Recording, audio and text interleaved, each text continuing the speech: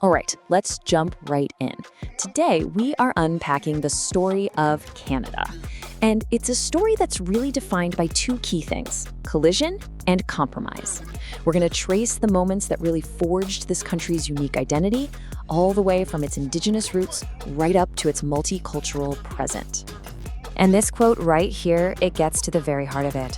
See, Canada's story isn't some straightforward tale of conquest.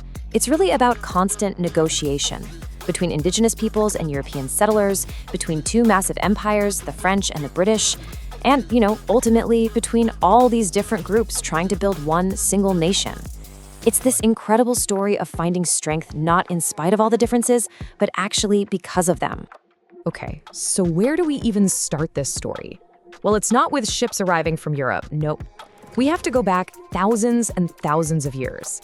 Because before Canada was even a concept, it was a continent full of nations. For millennia, this land was home to more than 1 million indigenous people. And we're not talking about a few scattered tribes. This was a continent of nations, with incredibly complex societies, massive trade networks, and even advanced systems of democracy. I mean, just look at the Haudenosaunee Confederacy. Their principles were so influential, they actually helped shape the US Constitution.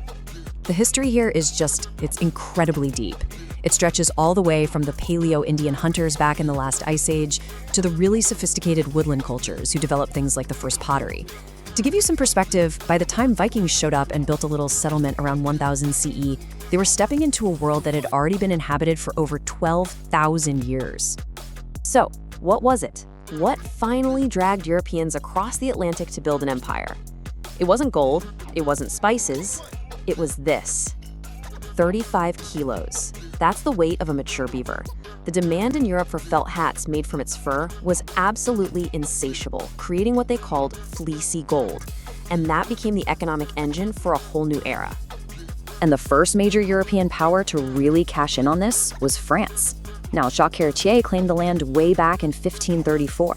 But it was Samuel de Champlain who really got the job done in 1608, establishing the first permanent settlement.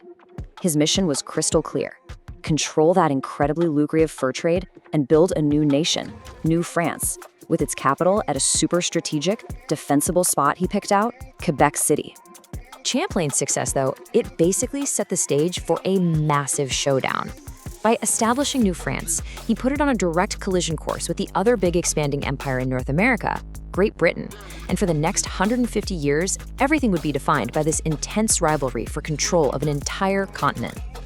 These two empires had completely different game plans for the New World. New France, it grew pretty slowly. It was built on trade, on alliances with indigenous nations like the Wendat.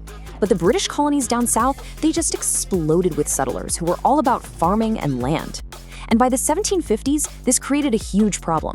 The British outnumbered the French by a staggering 18-1.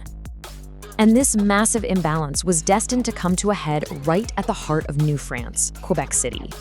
By 1759, the place was a fortress. We're talking 53-meter-high cliffs, that's as tall as Niagara Falls, and a massive wall stretching over 4 kilometers. It looked completely unconquerable.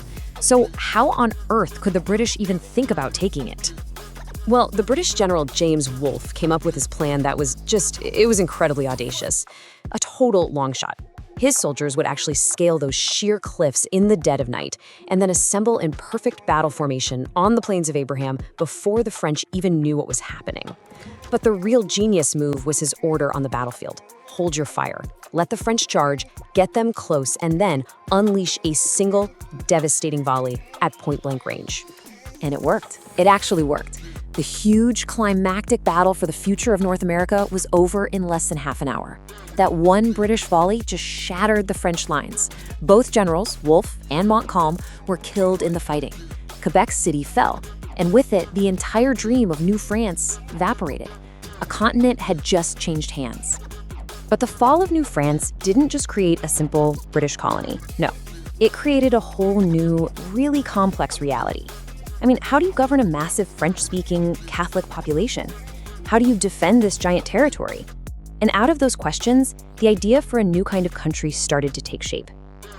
Fast forward to the 1860s, and you've got this perfect storm of reasons all pushing these separate British colonies to unite. Britain was getting tired of footing the bill for their defense. The colonies on the coast were desperate for a railway to connect them to the rest of the country. There was a very real fear that the United States, fresh off its Civil War, might just keep expanding north. And internally, politicians were just sick of the constant gridlock between English-speaking Upper Canada and French-speaking Lower Canada. For French Canadians, it was a practical move, a deal that would create a brand new province, Quebec, where they could finally protect their own language and culture. This was the Great Compromise. So with the birth of the Dominion of Canada in 1877, this relentless expansion kicked into high gear. The promise of a railway was enough to bring British Columbia into the fold, but this growth was anything but peaceful. The Northwest Rebellion in 1885, led by the Métis leader Louis Riel, was a violent, brutal clash over land and rights. It was a stark reminder that building a nation was also a process of painful collision. Okay, so by the time we hit the 20th century, Canada is a nation that stretches from coast to coast. But it still had this one major challenge. How do you step out from under the massive shadow of the British Empire and forge your own identity on the world stage? Well, that identity, it was forged in fire. The scale of sacrifice during the World Wars is just staggering, especially for what was, back then, a pretty small country. We're talking over 110,000 killed in total. But successes on the battlefield, especially the legendary Battle of Vimy Ridge in World War I, gave Canadians this powerful, new sense of a distinct national identity, one that was earned on the battlefield and was totally separate from Britain. And this new sense of self, it fueled a very deliberate march toward full independence. In 1931, the Statute of Westminster gave Canada almost total legal autonomy. Then in 1965, in a really powerful symbolic break, Canada adopted its very own flag, the maple leaf. And the journey finally culminated in 1982 when Canada patriated its constitution, at long last taking full control of its own laws. So what defines this fully independent Canada today? Well, one of its most defining features is its official policy of multiculturalism. Instead of demanding that everyone assimilate into a single culture, the policy actually supports the preservation of all these diverse ethnic heritages.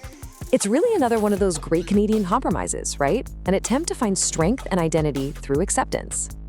When you look back, you just see this pattern over and over again, this continuous loop of collision and compromise. It's woven into the very first encounters on its shores, the clash of empires on its battlefields, and the political deals that literally built the nation. And today, you can see that same negotiation happening in its multicultural society. The Canadian experiment has always been defined by this tension. The only real question is, what collisions and what compromises are going to shape its next chapter?